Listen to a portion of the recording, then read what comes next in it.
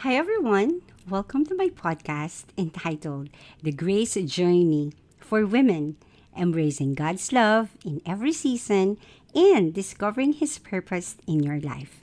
In this podcast, I will share my personal reflections of God's words on how His powerful and life giving words have guided, shaped, and encouraged me throughout my life. Let me continue the powerful and encouraging words written by King David in Psalms chapter 34, verse 8.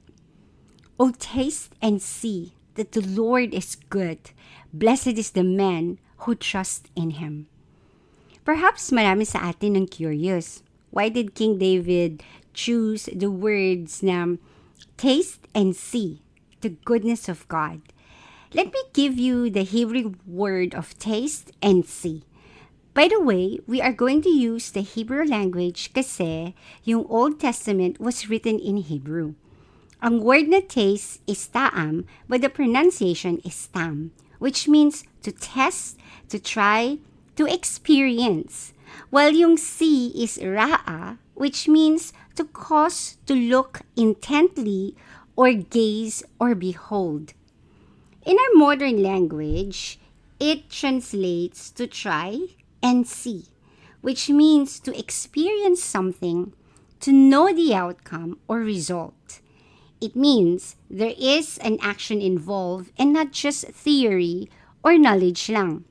For example, tayo sa Pilipinas na hindi pa natin na-experience na nakakita yung snow. And for those like us na hindi pa talaga nakapag-travel sa mga countries na merong snow, we can claim na we know the feeling of how to be in the snow. Yung how snow looks like and how cold it is. We can only listen to others who already experienced the snow. As such, if we really want to experience and see the real snow, we need to travel to countries during season of snow or winter and try and see for ourselves. Unlike the same or likewise, the same invitation of King David is to taste and see that the Lord is good. Hindi lang ito yung sinabi or sinulat ni King David para mabasa at pag-aralan natin, but to fully experience and see the goodness of God in our life, not just when we get to heaven, but while we're still here on earth, while we're still living. King David invited us to also experience the fullness and abundance of God's goodness in our lives. In addition, King David mentioned that blessed is the man who trusts in Him. Before we even trust someone, it takes a long process of getting to know that person and at least proven record that this person is trustworthy. As such, as we experience and see the goodness of God in our lives, the trust is just going to be a byproduct of such experience with the Lord. If you're already in the Lord for quite a long while, you can recall some of the major experiences in your life that you just like King David, you will also say that, oh, taste and see that the Lord is good. Blessed is the man. This time I want to say, blessed is the woman who trusts in Him.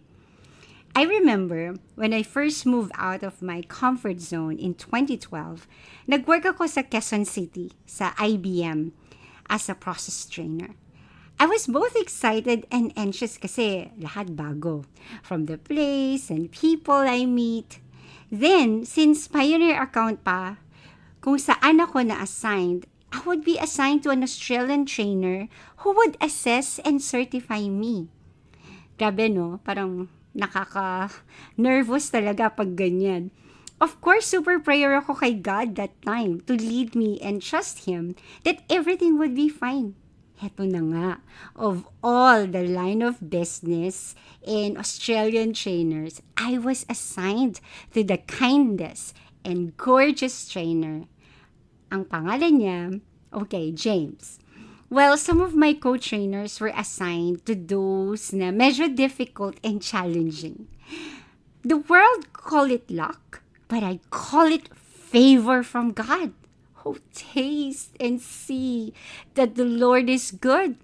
What an amazing God I serve or we serve.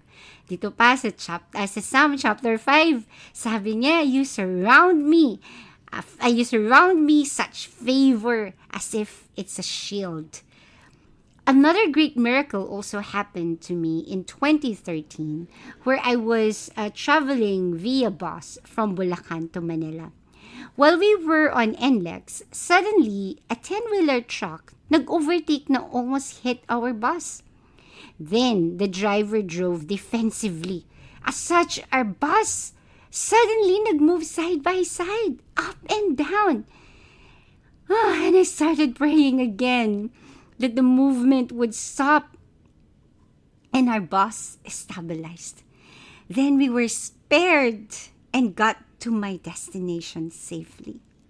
Again, the world will call it luck, but I will call it divine protection.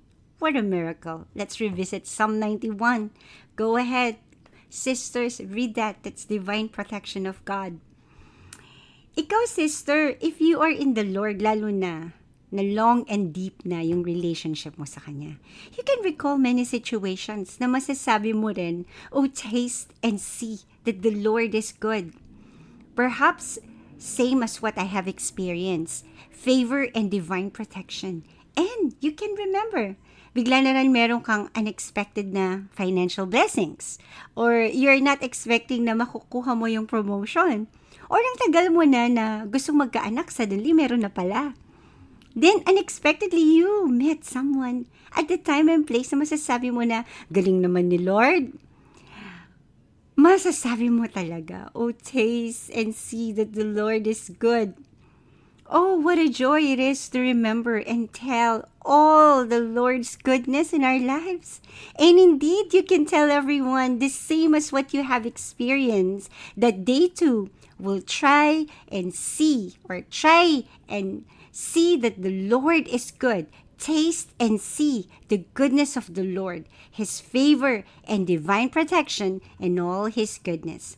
Let us not just be a doormat or existing Christians. Instead, let's continue to live this invitation of King David. Oh, taste and see that the Lord is good. Blessed is the man or woman who trusts in Him. Our lives as daughters of God must be filled with joy and trust in the Lord and not worries and fear. It must be a testament that indeed when people will see us, they will be the one to be attracted and motivated because sila mismo yung magsasabi, we want to taste and see the same goodness that we can see in your life. Thanks for listening, kapatid, mga sisters in Christ, and I hope you are blessed by God's words today. Until next time, bye for now.